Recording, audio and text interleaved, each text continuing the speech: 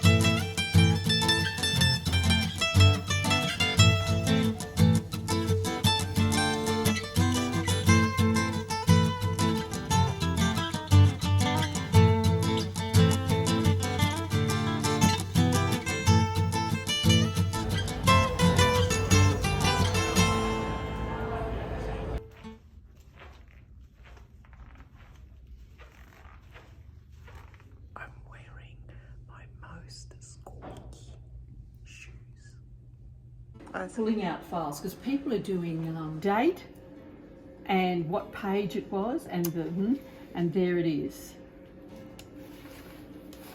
Day work.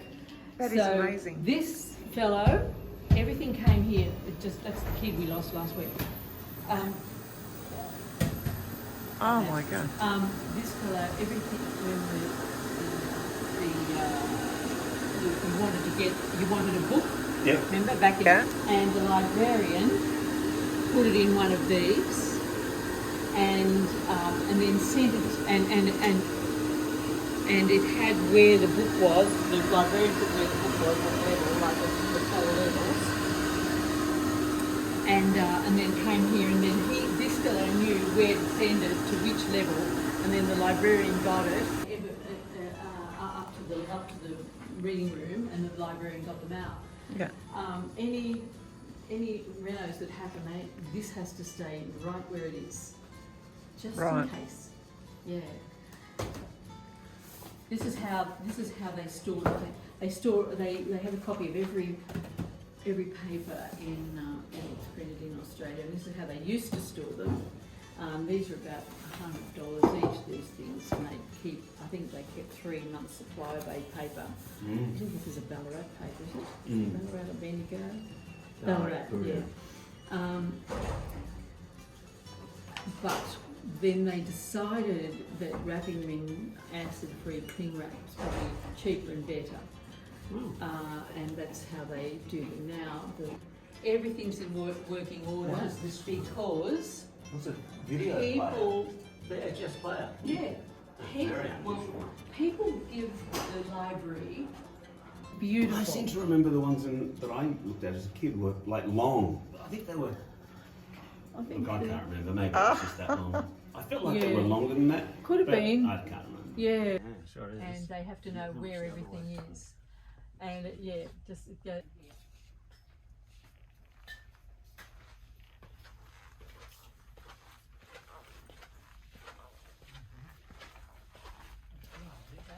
This is the London Gazette, right? 1914. Now, so remember what the papers looked like? Just a minute, see? Remember? These are copies of all those. 1844, this one. Right. Yeah. That was really fascinating. I spent an entire morning out at the National Library to see the different areas of the library and to have a tour of the stacks.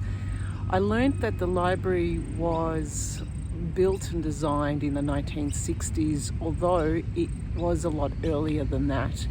In the 1960s, Walter Bunning was the guy who designed it, and at the time the Prime Minister of Australia wanted a library that was something that could stand the test of time. He wanted to have a future of it lasting over 500 years, and so he was thinking about the Parthenon. And as you see the library on the outside, it's done in the size of the Parthenon anyway. Inside it's just with all the marble, different types of marble from all around the world, and you can see a kind of feeling of welcoming when you first go into the library.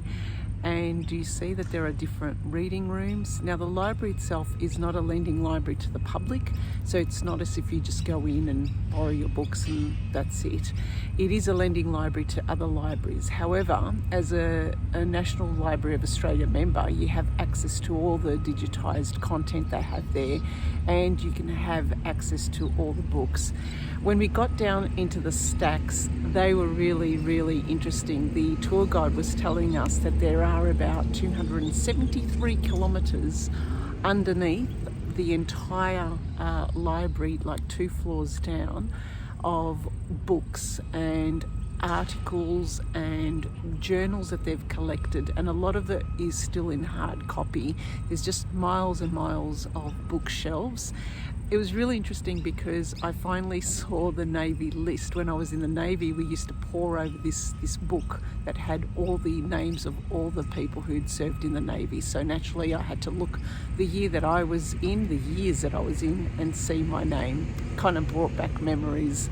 As well as that, there was a historical room which I loved. It had all the tubes, and that was how they used to get information from the public into the library. If you wanted to request a book, you would fill your details out on a little pink slip, and then they'd whack it into the tube, and the tube would go to all parts of the different parts of the library, so they could have that kind of request filled out.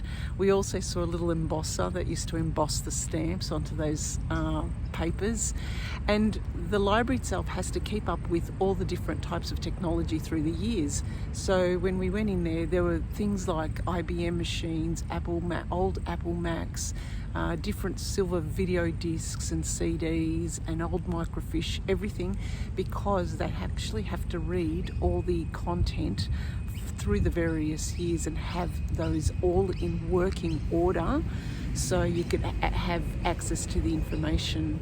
It was really a fascinating tour, and I really appreciate that we have access to information like this and be able to access it anytime, anywhere, and nowadays we can access it all online anyway, but there's just a different feeling to come out here and appreciate what the library has to give to us. At the end, of course, there's always the obligatory trip to the bookstore, where I had a bit of a look around, and what I really loved about the bookstore was the windows, which were all again indicative of the art that they've assigned and that they've requested to have around the library. Just beautiful mosaics of windows which were everywhere. The library itself has this kind of feeling of its 1960s. It is a silent library, which was strange because usually when you go in libraries nowadays there's still a lot of talking, but this is definitely a silent library, and none more so. I had the squeakiest shoes on so they could hear me coming, and there were a couple of librarians who looked at me oddly. Anyway, what's next for me? I'm going to go behind here. That's the National Portrait and Art Gallery. I might have a look around there, and maybe tomorrow see a bit of Old Parliament House. And yeah, take it easy. All right then, thanks for listening and thanks for watching. Bye for now. Put the glasses on and turn off. One eternity later. I'm back in the room now and I'm editing this video, and I know that some of you do like to see what the bookstores I visit are about, and so naturally the National Library of Australia has its own bookstore, so here's some footage if you want to see it.